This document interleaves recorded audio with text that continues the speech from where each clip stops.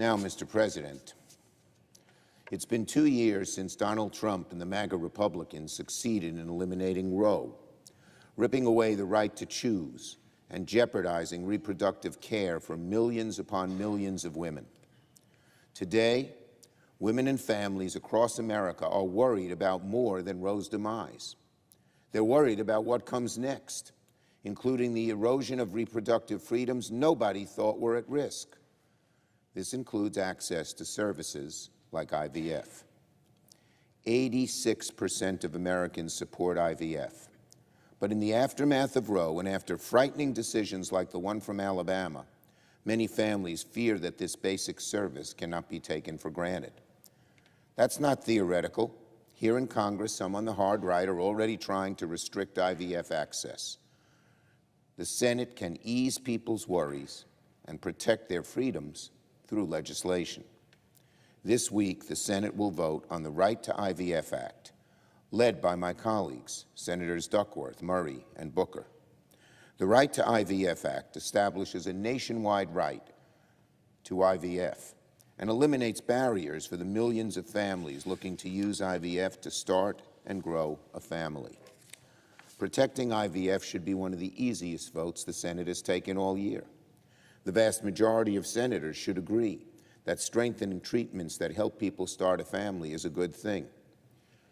In fact, I've seen personally the immense good IVF can do. I've seen it in my own family. One of my grandkids was conceived with the help of IVF treatment, and we're immensely grateful we had access to this service. I can't imagine what we have done if they had told us, sorry, we're no longer offering this treatment. Thank God we never had to deal with that. Now, my family's story can be repeated over and over and over again in the country millions of times. Millions of Americans have the joy of children, thanks to IVF. So in no way, shape, or form is protecting IVF a show vote. It's a show us who you are vote. Remember what some senators said when we first pushed marriage equality 2 years ago.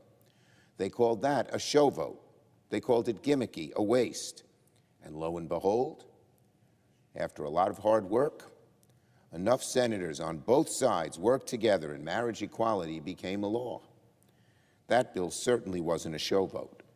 Neither is this one. So let me say it again.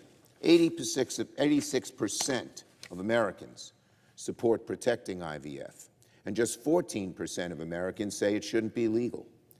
Supporting this bill should be a no-brainer here in the Senate, and it's all the more urgent given what House Republican extremists are doing right now to attack women's health care through the appropriations process. Just last week, the hard right stuffed the VA funding bill with poison pills that would rip away reproductive care for our veterans.